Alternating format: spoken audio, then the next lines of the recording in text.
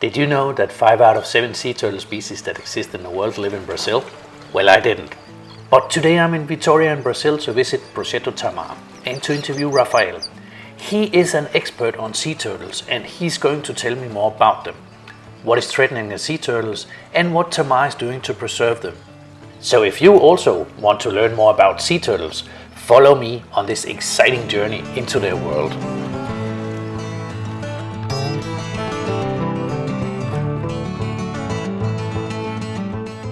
No Brasil, nós possuímos 5 espécies diferentes de tartarugas marinhas.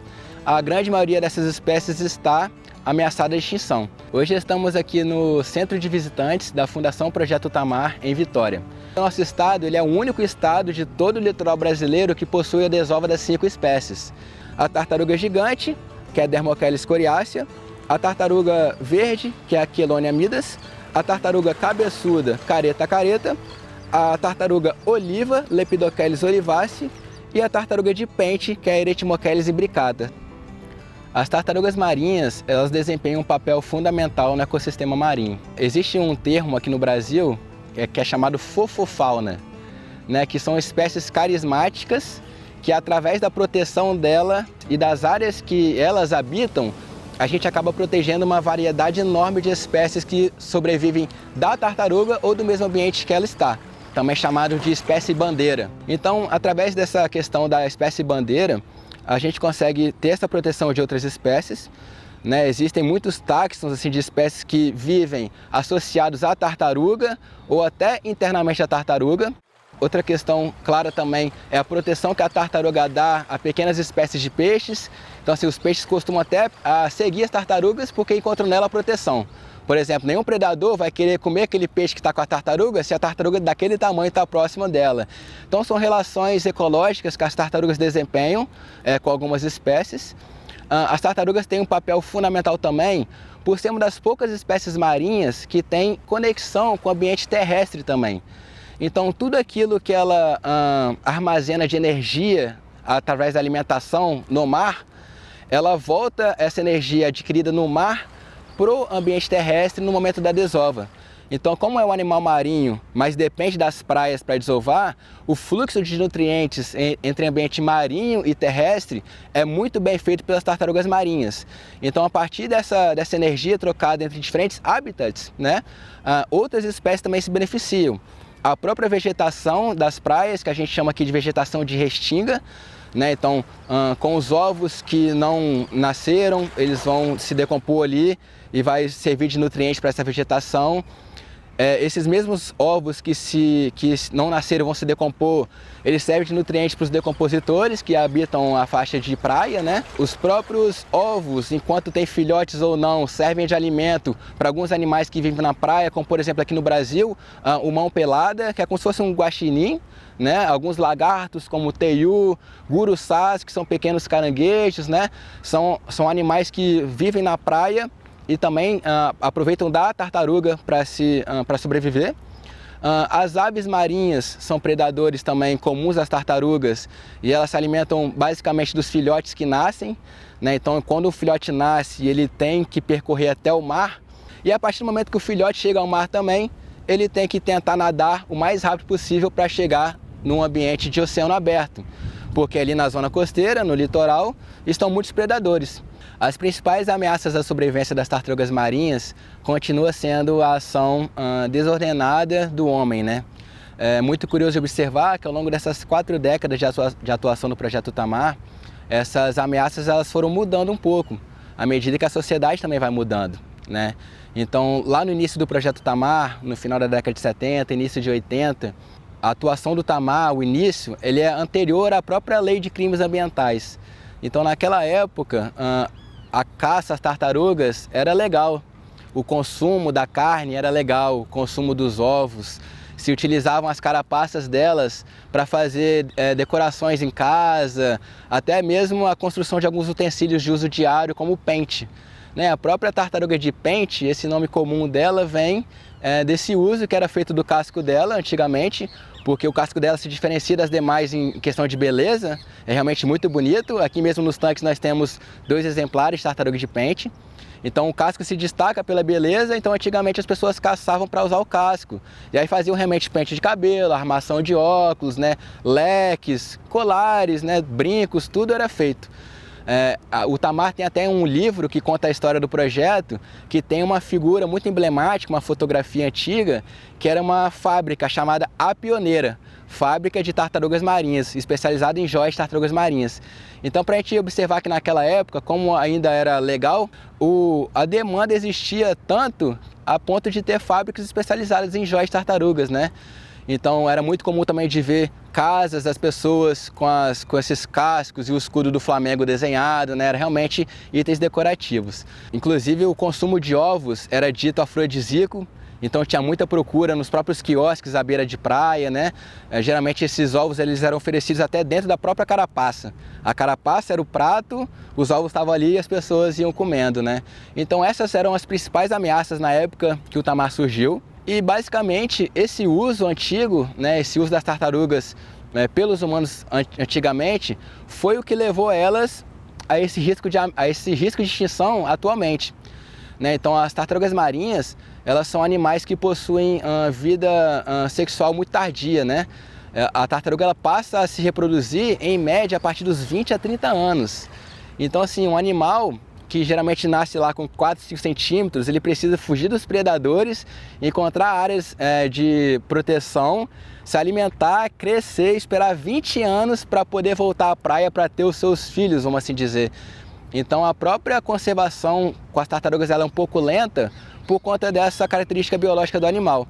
Né? Então isso que a gente vê hoje em dia é um reflexo desses usos tão comuns antes da década de 80. Né? Então em 89 foi criada a lei de proteção, né? A lei de crimes ambientais. A partir de 89 foi tratado como ilegal todas essas questões.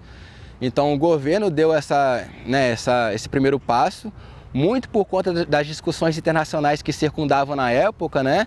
As grandes conferências internacionais sobre meio ambiente.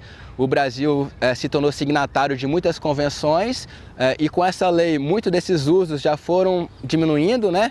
Mas a gente crê muito que muito da mudança ela vem também com a educação. Né? Então a tartaruga marinha ela passou de ser um recurso natural para ser algo emblemático de proteção. Né? Então hoje quando as pessoas veem uma tartaruga no mar, fala, meu Deus que lindo, né? Não fala, meu Deus, quero comer. Então existiu uma mudança de cultura. Mas atualmente, com a modernização, com a sociedade evoluindo, a gente observa uma urbanização do litoral muito crescente. Então com isso a gente já vê as pessoas chegando até a praia, morando muito próximo da praia. E com as pessoas chegando na praia, a gente já pensa em resíduos sendo despejados da forma incorreta, às vezes até em rios, e os rios trazem para o mar. Então a gestão de resíduos é um problema atualmente muito comum às tartarugas marinhas. Nós temos problemas também comuns relacionados à própria qualidade da água. Então aqui no Brasil, infelizmente, muitos dos nossos rios se tornaram grandes valões, né? Que basicamente foram rios que vão recebendo dia após dia quantidades enormes de dejetos não tratados. Então todo esse dejeto, né, e tudo que vem com ele, né, bactérias e organismos superpotentes, eles alcançam o mar e isso chega a trazer alguns problemas às tartarugas marinhas. As tartarugas marinhas possuem um problema atual também de fotopoluição, que basicamente é a poluição por iluminação artificial nas praias.